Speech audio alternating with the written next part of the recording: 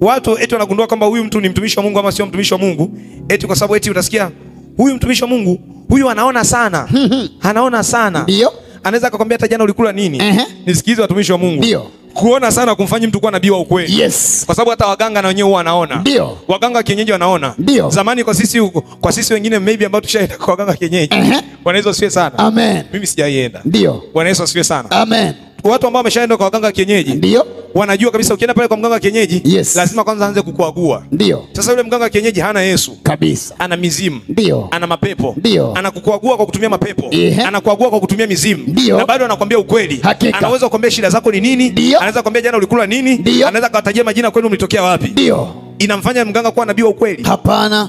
Mganga ni nabii wa ukweli? Hapana. Kwa hiyo lengo la kwamba mtu anaona sana, yes, halimfanyi kuwa nabii wa ukweli. Ndio. Lengo la kwamba huyu mtu ana go deeper, ndio, halimfanyi kuwa na niliva, halimfanyi kuwa nabii wa ukweli. Hakika. Wewe mtu leo akikutajia tu vitu, jana ulikula nini, umetokea sehemu fulani, unafanya kazi sehemu fulani, mtu wako wa kwanza kuanguka nayo dhambi ni kwako ni mtu fulani, mtu wako wa mwisho kwako ni mtu fulani. Anaona.